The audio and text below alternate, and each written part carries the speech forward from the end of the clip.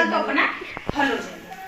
सवाल कह रहा है कि 1.5 मीटर लंबा एक लड़का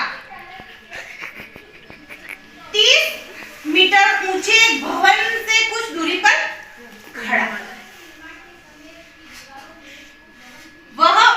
जब वह ऊंचे भवन की ओर जाता है तब उससे भवन की शिखर का उन्नयन कोण 30 से 60 हो जाता है, मतलब 30 और 60 हो जाता है। बताइए कि वह भवन की ओर कितनी दूरी तक गया, है ना, तक गया। अब देखना इस चीज को जो मैं समझाना चाह रही हूँ वो ध्यान से देखना। एक लड़का है 1.5 मीटर लंबा, ये कोई लड़का है। ध्यान से ये मत देखना मैडम ने चित्र क्या बनाया, चित्र में समझाने के हिसाब से बना रही हूं। ये चित्र है ना,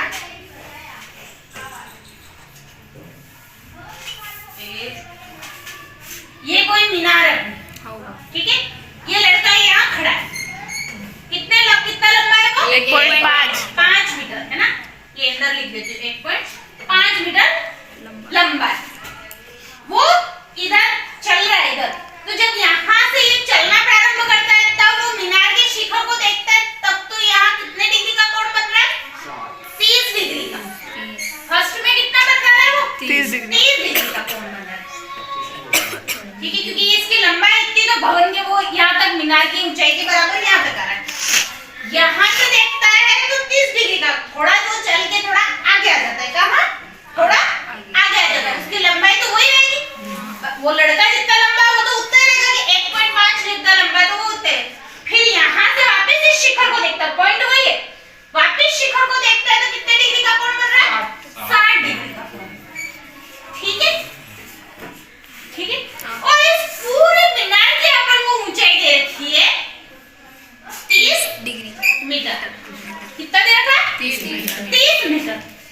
अब ध्यान देखो,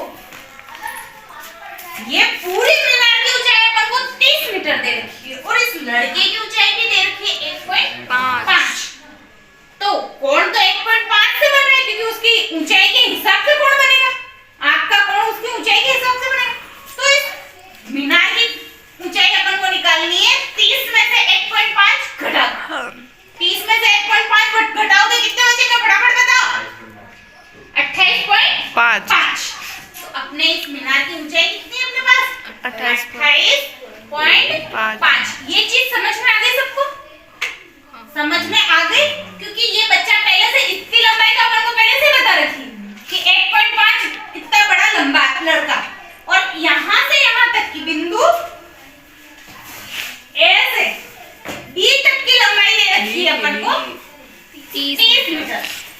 अब क्योंकि ये बच्चा लड़का ये चलता हुआ तो इधर तक, इस पॉइंट तक आएगा लंबाई के हिसाब से, तो इसको अपन जी बिंदु देते हैं। क्या कहेंगे जी।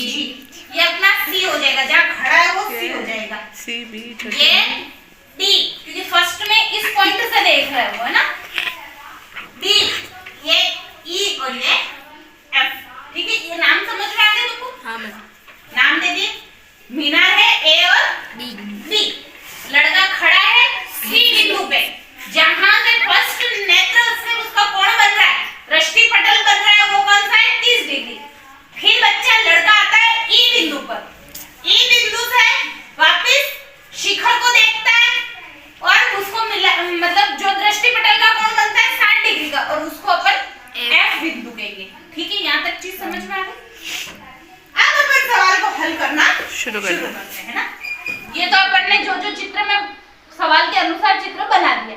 अब सवाल में जो कहा है वो लिखेंगे, माना कि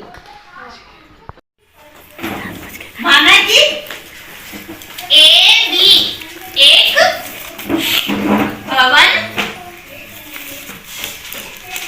है, ए और बी एक भवन है, समझ गए? हाँ मैम। फिर तथा ए सी और डी तथा ई और एफ लड़के की लंबाई है, ठीक है। यहाँ से यहाँ तक लड़के की लंबाई है, सी और डी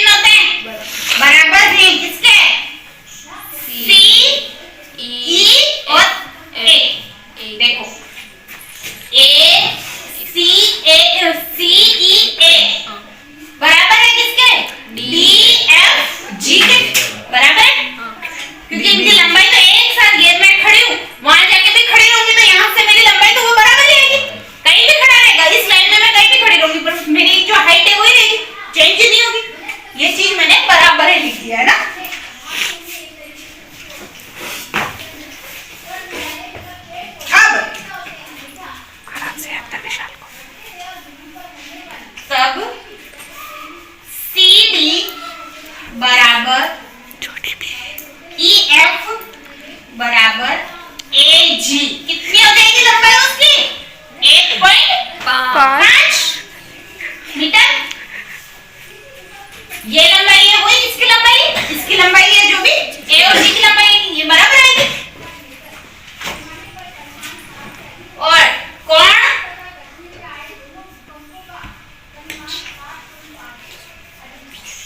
कोण जी डी बी कितने डिग्री का बन रहा है? 30 डिग्री का, ठीक है। और कोण जी एफ बी कितना बनेगा? 60 डिग्री। जी एफ और बी 60 डिग्री, 60 डिग्री। क्योंकि समकोण बन रहा है तो अपन क्या कहेंगे? समकोण त्रिभुज डी जी बी में, डी जी और बी में। अब डी जी बी अपन को इसकी क्या वो नीचे का आधार ज्ञात करना है। अपन को आधार ज्ञात करने की कहा ना उसने, आधार ये वाला अपने लिए क्या हो जाएगा? आधार। तो लंब बटावा आधार। लंब अपन को दे रखा है ना बेटा, ये दूरी दे रखी है तो ये वाली दूरी लिखाएगी अपने, क्योंकि अपन ने लड़की की ऊंचाई घटा दी इसमें से। अब लंब बटावा आधार क्या होता है? tan थीटा कितना आएगा अपने डीजी के लिए? 30 डिग्री नीचे वाला बराबर लंब AB GB लंब हो गया अपना, तो G और B लंब, और आधार G और D, G और D, ठीक है। यहाँ इस चीज को तो सोल्व करते हैं। tan 30 का मान कितना होता है? 1/√3 बराबर G और B का मान अपने पास आ रहा है कितना? 28.5 बटावा G और D निकाल लिए तो G D का क्रॉस मल्टीप्लाई इसका इससे ठीक है, तो हुआ था तो G D पूरा जब याद कर दीजिए। G D बराबर कितना हो जाएगा? 28.5√3। यहाँ तक समझ में आ गया?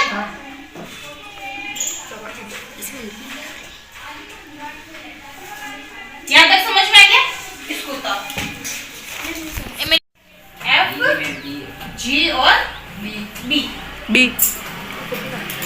सुन लो, फिर ध्यान से सुन लो। इसमें भी अपन को ये तो दे रखा है, यहाँ से यहाँ तक की पूरी यानी आधार ज्ञात करना, तो वही आएगा लंब बटावा आधार tan थीटा आधार, ठीक है। क्या आ जाएगा? tan theta. यस थीटा कितना है इसमें? 60 यानी 60 डिग्री देख बराबर G और B GD बटावा FG FG। अब tan 60 का मान √3 यही है ना, और कुछ नहीं है बराबर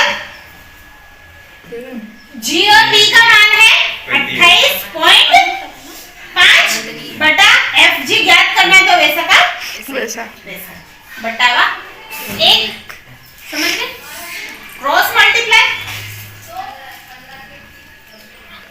√3 FG बराबर 28.5, तो FG बराबर 28.5 बटावा √3। ये अपना आंसर हो गया, सेकंड का आंसर हो गया, ठीक है। समझ में आ गया? इसको उसने सवाल के अंदर क्या कहा है कि वो भवन की ओर कितनी दूरी तक चला के गया है ना। अभी ये व्यक्ति यहीं खड़ा है, तो यहाँ से हिल के मतलब यहाँ से चल के यहाँ तक आया, और जाना कहाँ तक है उसको? जी तक। यहाँ तक, जी तक। भवन कौन तक जी तक जाना। यहाँ की टोटल दूरी और ऐसे अपन दूरी घटाएंगे, मतलब F और जी को G यहाँ तक उतार लिया तुमने? हाँ मैडम। मिटा दो। हाँ मैडम। यहाँ तक की दूरी कितनी तय की वो निकालनी है अपन को, कहाँ तक चला वो, तो B और F निकालने के लिए यहाँ से यहाँ तक कितनी दूरी तय की वो निकालने के लिए अपन को क्या करना पड़ेगा, पहले D और G में से F और G घटाना पड़ेगा है ना। मतलब यहाँ से यहाँ तक की दूरी अपन ने 1 निकाली है और यहाँ से यहाँ तक की दूरी 1 निकाली, तो इसमें से यहाँ से यहाँ तक की दूरी घटा देंगे तो इतनी दूरी अपन को पता चल जाएगी। तो F D G कितना निकाला था अपना, 28 under root 28.5 under root 3 minus ये निकला था 28.5 बटावा अंडर रूट 3, ये निकला। इसके नीचे कुछ नहीं है, क्या है, एक है। एक एलसीएम लेंगे। यस। क्या आएगा LCM, under root 3। Under root 3। यहाँ कुछ नहीं है, अंडर रूट यहाँ अंडर रूट 3 आएगा, अंडर रूट 3। हाँ। अंडर रूट 3 से अंडर रूट 3 का गुणा करेंगे कितना आएंगे, 3 का गुणा इस पूरे से करो, अंडर रूट 3 से अंडर रूट 3 कट गया। बचा कितना, 28.5। घटाओ, मैंने इसका 5 में से 5 गया। बचे 7 और 7 में से 2 गए 5 बटावा अंडर रूट 3। अब अपना अंडर रूट 3 बटे में आ रहा है, मैंने क्या कहा था, जब बटे में अंडर रूट 3 आता है तो अपन को हरों का क्या करना पड़ता है, परिमेयकरण। तो अपन अंडर रूट 3 आ रहा है तो ऊपर भी अंडर रूट 3 का गुणा और नीचे भी अंडर रूट 3 का गुणा। इसका इससे गुणा करेंगे तो 57 अंडर रूट 3 बटावा 3 कट रहा है, 3 एकम 3 एक बार कितने बचे, 2 बचे 27 9 बार 9 बार, तो 19 अंडर रूट 3 मीटर लंबाई, मतलब इतना वो चल के गया है ना। समझ में आ गया, किसी को कोई दिक्कत